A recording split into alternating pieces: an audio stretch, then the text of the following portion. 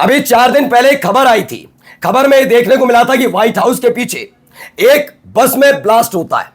सोचिए, अमेरिका में white house के ठीक पीछे एक बस में ब्लास्ट होता है। लेकिन अब तक बात व्हाइट हाउस के पीछे वाले इलाके की थी, अब यह बढ़कर कहां तक पहुंच गई, व्हाइट हाउस के अंदर तक। आज आपको एक नहीं, दो नहीं, कई खबरें दिखाऊंगा। खबर व्हाइट हाउस के अंदर जेडी वेंस और डोनाल्ड ट्रंप की मौजूदगी में फायरिंग होने लगती है। उस फायरिंग करने वाले को धर दबोचा तो जाता है, लेकिन उस दौरान कई हैरत करने वाली तस्वीरें निकलकर सामने आती हैं। हड़बड़ाया हुआ ट्रंप, जो कल तक ईरान को इतनी बड़ी बड़ी धमकी दे रहा था, एक फायरिंग की आवाज सुनकर सुरक्षा कर्मियों के बीच खुद को सुरक्षित महसूस करने के बाद भी 2 कदम ढंग से नहीं चल पाता, गिर जाता है। और तो और व्हाइट हाउस के अंदर हुई इस पूरे घटनाक्रम पर दुनिया हैरत में आ जाती है कि आखिरकार निशाना कौन था, डोनाल्ड ट्रंप या जेडी वेंस। एक एक तस्वीर आपको दिखाऊंगा। नई ताजा अपडेटेड तस्वीरें निकल कर आई कि ट्रंप पर हुए हमले से जुड़े कई सीसीटीवी फुटेज और वहां से निकली हुई तस्वीरें। नमस्कार, मैं हूं प्रज्वल गौतम और आप देख रहे हैं टाइम्स एक्सप्रेस। सबसे पहले जरा ये तस्वीर देखिए, ये वीडियो निकल कर आई है सामने, जरा देखिए।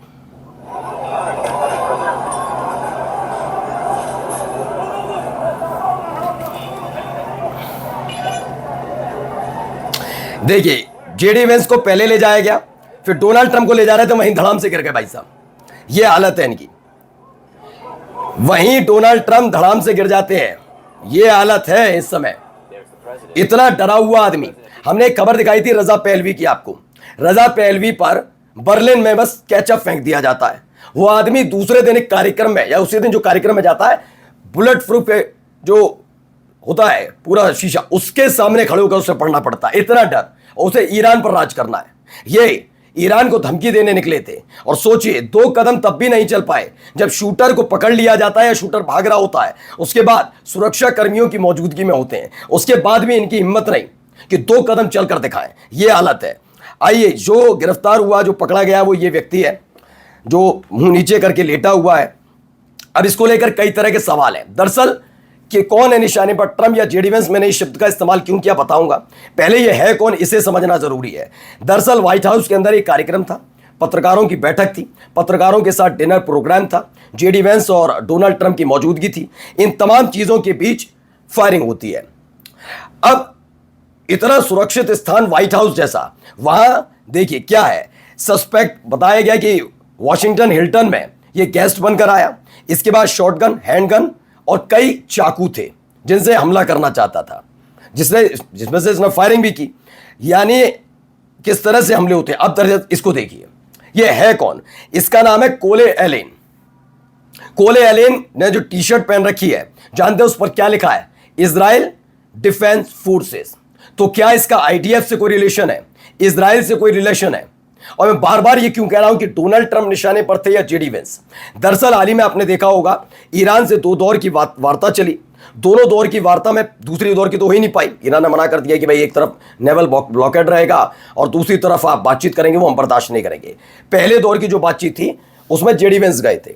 खबर तब भी आई थी कि नेतन्याहू का फोन आया था और उसके बाद जेडी वेंस के साथ जो बातचीत चल रही थी वो अचानक से बदल जाती है। मतलब कोई और बात चल रही थी, कहीं और पहुंच जाती है। बताया था हमने। दूसरे दौर की बातचीत के दौरान भी ईरान ने पहले प्रमुखता से रखा था कि उस बातचीत में पाकिस्तान में ही होगी, कोई बात नहीं, लेकिन जेडी वेंस की मौजूदगी जरूरी है। यानी माना जा रहा था कि ईरान के साथ समझौते को लेकर, सीज फायर को लेकर जेडी वेंस ट्रंप के मुकाबले ज्यादा आश्वस्त नजर आ रहे हैं, भरोसेमंद। लेकिन हर कोई जानता है जब जब सीज फायर की, शांति की बात होती है, नेतन्याहू उसमें अड़ंगा लगाता है। तो क्या यह अड़ंगा लगाया गया? क्या जेडी वेंस पर हमले की साजिश थी? क्या यह कहानी थी? देखिए, shooter Cole Allen seen here Instagram post wearing an IDF sweatshirt before his profile was removed.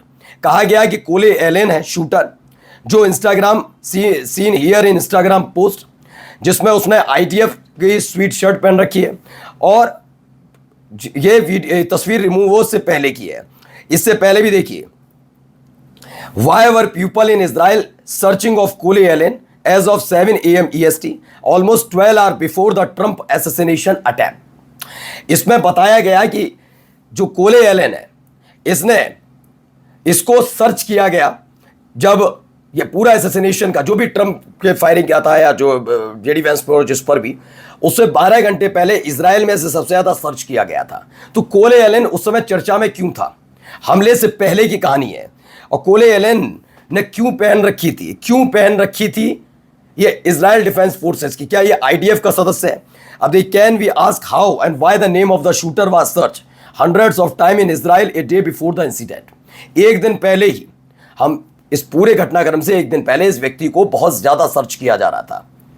कौन सर्च कर रहा था ये अभी क्लियर नहीं है। सारा इजराइल मिलकर सर्च कर रहा था ये नहीं, लेकिन इजराइल में बार बार इसके बारे में पता किया जा रहा था, कहां है, कैसा है, क्या करता है। तो क्या आईडीएफ की तरफ से इसे भेजा गया? क्योंकि जेडी वेंस अगर जिस तरह से बहुत ज्यादा सक्रिय नजर आ रहे थे सीज फायर को लेकर ईरान के साथ, और नेतन्याहू को यह बात पसंद नहीं आ रही थी, तो क्या ये उसी की कहानी है? अच्छा, तीसरा सबूत देखिए, यहां जरा वीडियो देखिए पहले।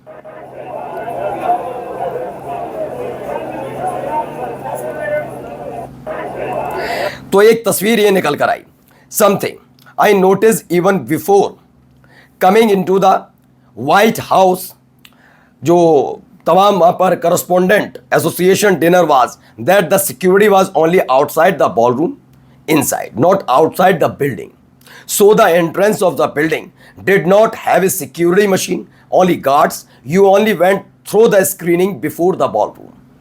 ये कहा गया, मतलब जो सिक्योरिटी व्हाइट हाउस में देखी जाती है वो व्हाइट हाउस की सिक्योरिटी थी ही नहीं।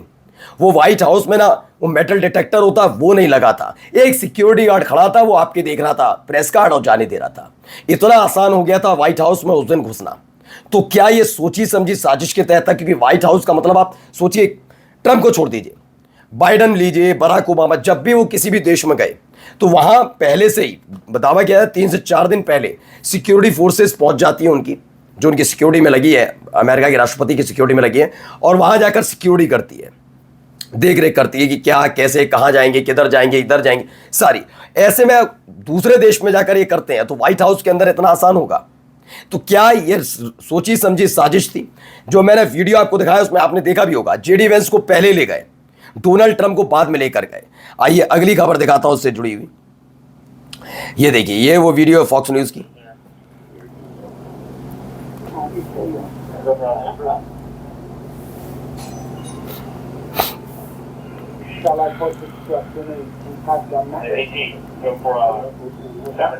देखा, वो भागता हुआ जाता है।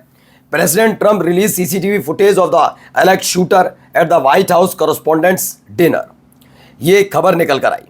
अब आइए जरा ये देखिए, ये एक तस्वीर, एक वीडियो देखिए।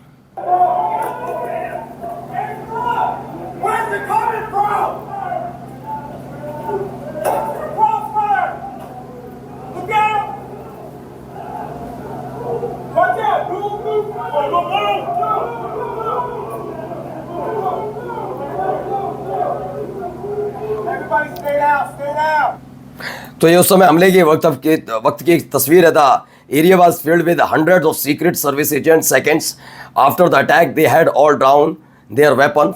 ये तमाम चीज़ें वहाँ होती हुई नजर आई। और जाते जाते ज़रा एक और देखिए वीडियो, जब वहाँ पर अफरा तफरी का आलम था, तमाम पत्रकार वहाँ छिप गए थे, कुर्सियों के नीचे, टेबल के नीचे, वीडियोज़ ज़रूर बना रहे थे लेकिन डरे हुए थे।